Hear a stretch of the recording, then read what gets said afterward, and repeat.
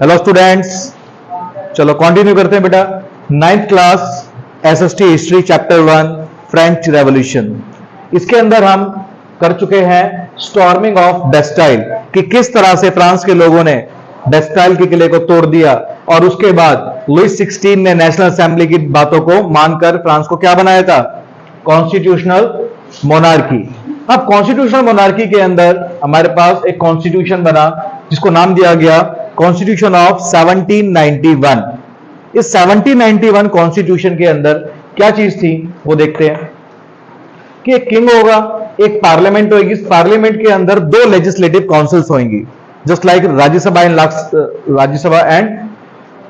Lok Sabha in our country, as similar as there will be two legislative councils. अब इसके अंदर कुछ इंपॉर्टेंट चीजें थी जिसकी वजह से ये चर्चा में आई, ये जो न्यू कॉन्स्टिट्यूशन चर्चा में आया। पहला, वोटिंग राइट सिर्फ और सिर्फ आदमियों को दिया गया, इट वॉज स्ट्रेंज, औरतों को वोटिंग राइट नहीं मिला। दूसरा, man must be more than 25 years of age, इसका मतलब 25 साल से छोटे लोगों को क्या माना जा रहा था कि they are not politically aware, they are not politically intelligent, तो वोटिंग राइट 25 साल से ऊपर दिया गया। और वो इंसान जो 25 साल से ऊपर है वो एक लेबर की 3 दिन की सैलरी के बराबर टैक्स भी देता हो। मान लो एक लेबर की सैलरी 500 रुपए है तो वो इंसान कम से कम 1500 रुपए क्या देता हो, टैक्स देता हो, तो 3 डेज के लेबर के बराबर टैक्स देता हो। इसका मतलब इन तीनों चीजों से कंक्लूजन ये निकलता है कि only rich can do vote. France के अंदर जो रिच हैं वही वोट दे सकते हैं, और सभी रिच तो थे नहीं फ्रांस के अंदर, बहुत सारे गरीब लोग भी थे। तो पार्लियामेंट में डोमिनेंस किसका आ गया, रिच का। अब लुई भी अमीर, पार्लियामेंट भी अमीर, तो दोनों ही डोमिनेंस यहां पर देखने को मिला। लोग, गरीब लोग फिर से दुखी। अब यहां पर क्या होता है, यहां पर एक इंसिडेंट आता है कि लुई 16 अपने आप को दोबारा से पावरफुल में पावर में लाने के लिए वो एक गेम रचता है। क्या गेम रचता है कि वो बोलता है कि प्रशिया और ऑस्ट्रिया उसकी फ्रेंड कंट्री है, वो उन फ्रेंड कंट्री से बोलता है कि आप एक अटैक करो फ्रांस के ऊपर, एक फॉल्स अटैक। फॉल्स अटैक मतलब झूठा अटैक, कि आप इन पर अटैक करने आओगे, नेशनल असेंबली जो है इस अटैक को टैकल नहीं कर पाएगी, फिर मैं बीच में आऊंगा, लुइस आएगा, और लुइस आएगा तो तुम चले जाना। लोगों को लगेगा यार राजा तो जरूर होना चाहिए, राजा तो बहुत जरूरी चीज है, और ऐसे में मैं दोबारा से अपनी पावर को रीगेन कर लूंगा। लेकिन यहां पर होता क्या है, होता उल्टा है। जितने में ये पर्शिया और ऑस्ट्रिया अटैक करते, इससे पहले ही पार्लियामेंट, नेशनल असेंबली एक ऑर्डर पास करती है कि हम उन पर अटैक करेंगे, और ये अटैक करते हैं। और ये लोग बहुत सीरियस लेते हैं इस चीज को, और सीरियस लेने के अंदर ये मार्सेल्स नाम का एक सॉन्ग भी गाते हैं जो रोजेट डी लैस्ले ने लिखा था, और ये मार्सेल्स फ्रांस का नेशनल एंथम भी है एट प्रेजेंट। तो यहां से भी एमसीक्यू आ सकता है। अब ये सारे लोग अटैक करते हैं प्रशिया और ऑस्ट्रिया पर, जिसमें ये जीत भी जाते हैं। तो लोगों की नजर में राजा की इमेज क्या हो गई, बहुत ज्यादा कम। अब ऐसे में ये सारे गरीब लोग दुखी होकर दबाव बनाते हैं पार्लियामेंट पर कि भाई इलेक्शन कराओ, न्यू इलेक्शन होना चाहिए। व्हाट इज यूनिवर्सल सफरेज, कि जितने भी फ्रांस के अंदर आदमी हैं जो 21 साल से ऊपर हैं उन सबको राइट टू वोट दे दिया जाए।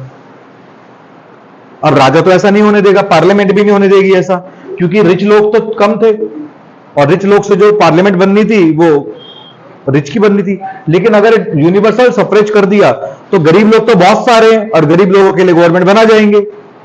तो मैक्सिमिलियन की इस बात को रिजेक्ट कर दिया गया। लेकिन वो रिजेक्ट होने की बात से दुखी नहीं हुआ, उसने क्या करा, पैलेस ऑफ टुलेरिस, ये पैलेस ऑफ टुलेरिस क्या था, जहां पर लुई 16 रहता था, इन्होंने उसको हॉस्टेज कर लिया। हॉस्टेज मतलब किसी को किडनैप कर लेना होता है ना, तो किसी को किसी के घर में ही जाकर कैद कर लेना।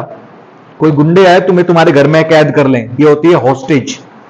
तो जैकोबिन क्लब ने लुई 16 को पैलेस ऑफ टुलेरिस के अंदर 10 अगस्त 1792 में क्या कर लिया, हॉस्टेज कैद कर लिया। और जिसके बाद उन्होंने बोला न्यू इलेक्शन कराओ, तो गवर्नमेंट मजबूर हो गई, गवर्नमेंट को नए इलेक्शन कराने पड़े। और जब नए इलेक्शन हुए, नए इलेक्शन में जैकोबिन क्लब ने जीत हासिल करी, और जैकोबिन क्लब ने जीत हासिल करके एक नई गवर्नमेंट बनाई। The name of the government is national convention. It is very important to know national convention. तो सबसे पहले लुई 16, उसके बाद नेशनल असेंबली, और उसके बाद नेशनल कन्वेंशन, ये तीसरी गवर्नमेंट थी। अब इसके अंदर नेशनल कन्वेंशन ने सबसे पहले फ्रांस के अंदर मोनार्की को एबॉलिश कर दिया, मोनार्की इज नो मोर, कोई राजा नहीं होगा, और डिक्लेयर्ड फ्रांस और रिपब्लिक, फ्रांस को रिपब्लिक डिक्लेयर कर दिया। रिपब्लिक मतलब there will be a president in place of king. अब किंग की जगह पर क्या होगा बच्चों? प्रेसिडेंट होगा, और ये प्रेसिडेंट बना मैक्सिमिलियन रॉबस्पियर, मैक्सिमिलियन रॉबस्पियर।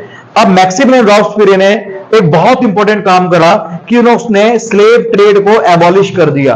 ये स्लेव ट्रेड मतलब क्या होता है?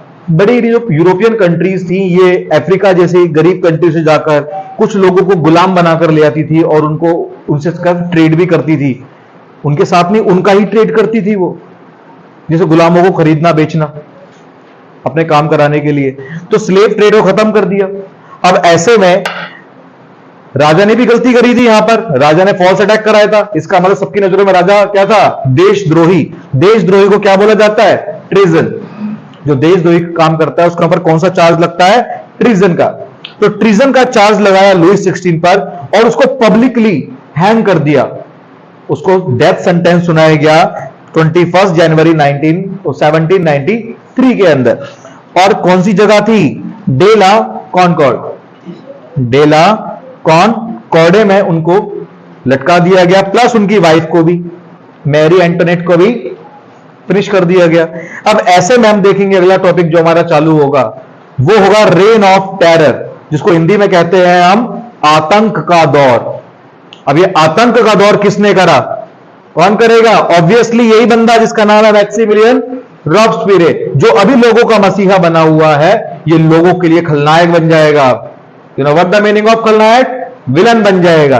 और विलन कैसे बनेगा ये हम देखेंगे नेक्स्ट वीडियो में। Thank you.